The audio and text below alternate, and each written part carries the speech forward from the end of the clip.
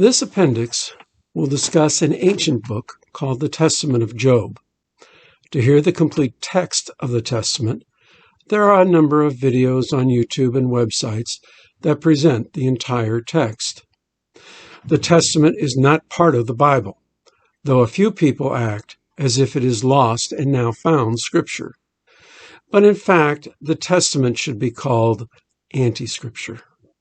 It should be considered as a work of satanic disinformation, the product of demonic influence whose purpose is to obscure and undermine one's understanding of the truth in the inspired, sacred, scriptural book of Job. It is an assault that has been carefully designed, constructed, and targeted.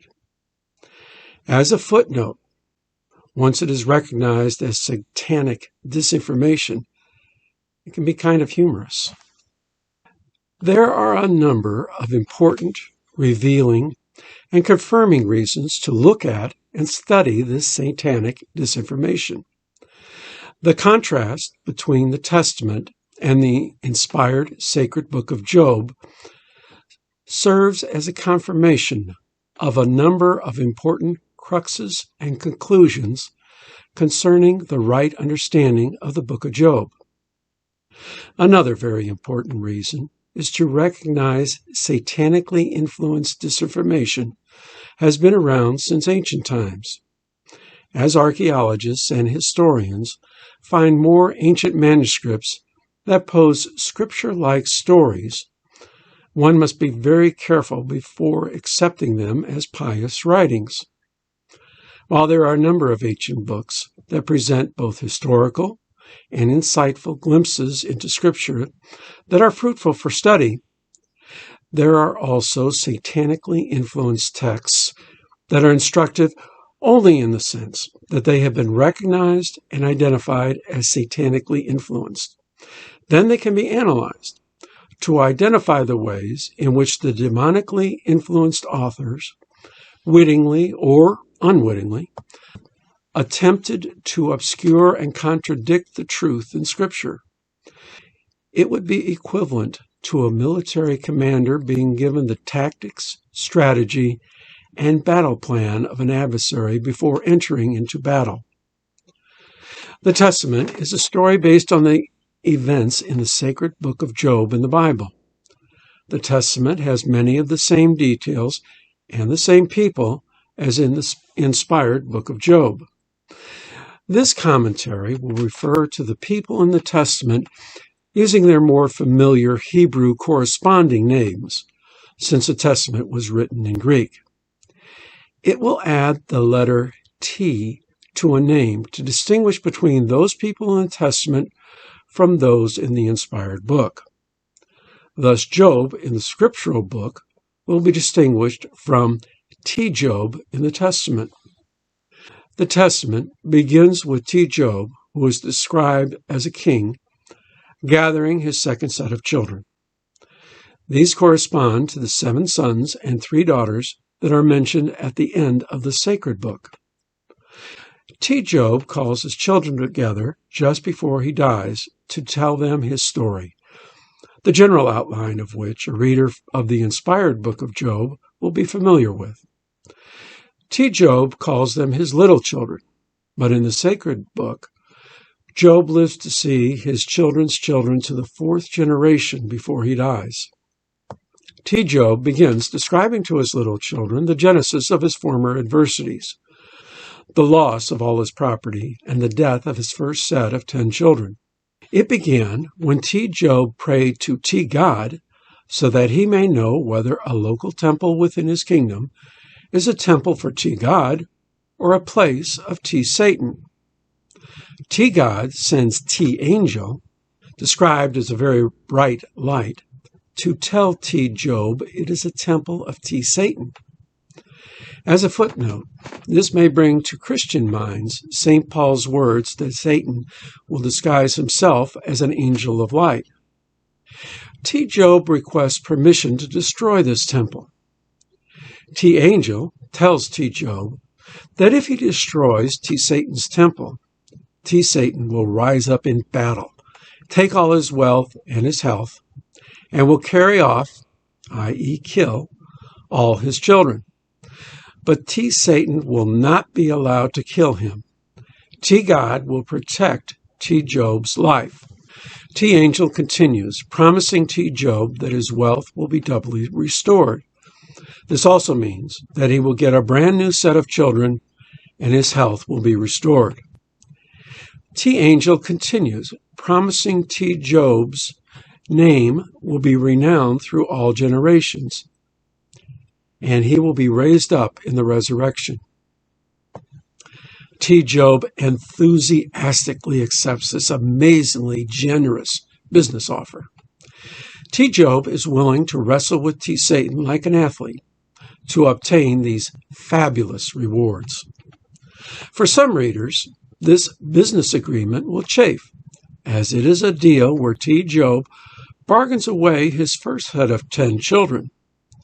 Later in the Testament, this smoldering issue will be anesthetized when T. Job's first set of children are shown to be in heaven. This alternate story, describing the events leading to T. Job's losses, is a direct contradiction of the sacred text.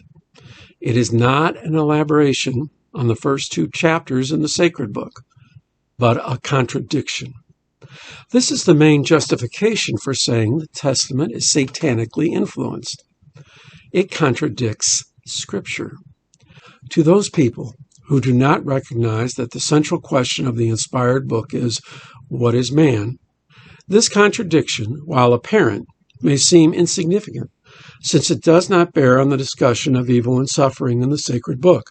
They see it only a harmless introduction to what they feel is the central message of the Testament, that man can and should stand up to Satan, and he will be successful and be rewarded by God.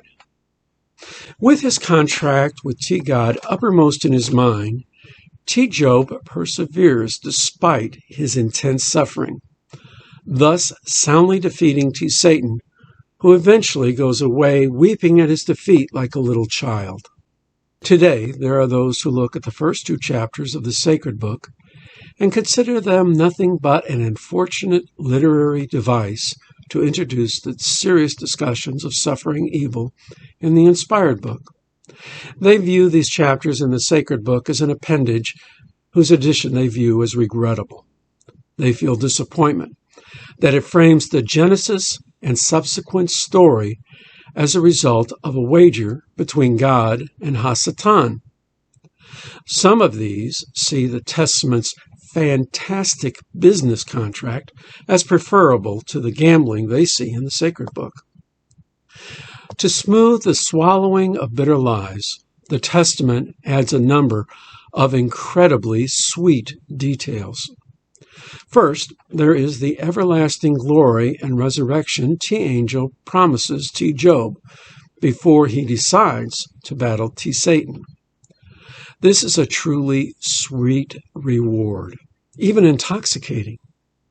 Then there is T. Job's enormous wealth and his enormous charity to the poor.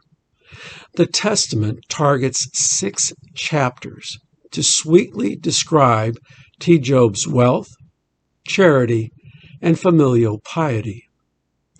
All these details are not only sweet, but they are all intoxicating.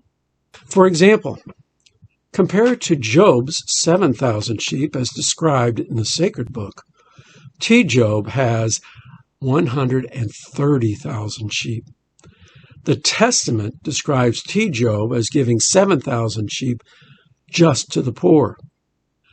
This is just the beginning of the intoxicatingly sweet coating that is added to conceal the bitterness of the lies in the Testament.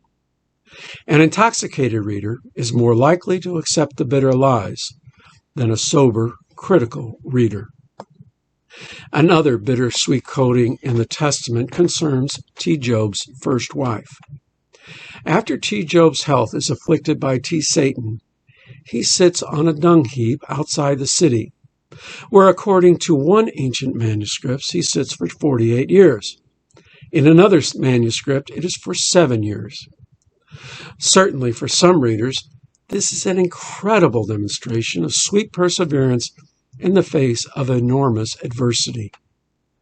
Yet there is also a taste of bitter arrogance in this story.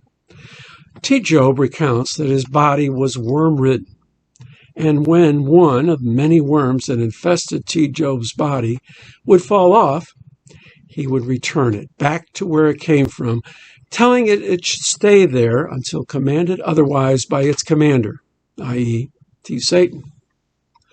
During the whole time, while T. Job sits on a dung heap, his wife works slavishly to get enough bread for both of them to eat and stay alive. As a somewhat humorous footnote, it seems T. Job's wife is working slavishly, not only to feed the two of them, but a bunch of worms as well. 7 chapters in the Testament are devoted to the description of her labors and travails. They are recounted both in her own words and by T. Job. In the sacred book of Job, the theme of Job's loss of hope was very important. While in the Testament, T. Job arrogantly perseveres with no temptation to hopelessness. T. Job is ever supremely confident in his contract with T. God. Yet there is hopelessness in the Testament, not T. Job's, but his wife's. She continues to work slavishly, but sees no end to her labors and misery. She lives in a barn with farm animals and succumbs to a humiliating temptation by T. Satan to cut her hair, a sign of shame in ancient cultures, in trade for some bread. She is exhausted and humiliated. During all these years of extreme poverty, adversity, and hardship, T. Job never tells his wife the reason for his confidence and his perseverance. T. Job never tells his wife about his fabulous contract with T. God. T. Job, who is described as being so generous to the poor, never gives his first wife any scrap for hope. It is only at the end of her life that she witnesses a vision of her children in heaven that gives her a little comfort. Immediately after the vision, in her utter exhaustion, she goes to the cowshed and dies alone amongst the animals. This heavenly vision was not even for her sake. It was because T. Job wanted to prove his superiority to the other visiting kings. These 3 kings are the same as the 3 friends in the sacred book. Many people are dulled to the travesty of T. Job not telling his wife of God's promises, thus giving his wife a scrap of hope, because of their intoxication with T. Job's perseverance and his defeat of T. Satan. As a footnote, in what seems unintentional ironic humor, her slave master is the one who finds T. Job's wife dead, and with the animals weeping over her.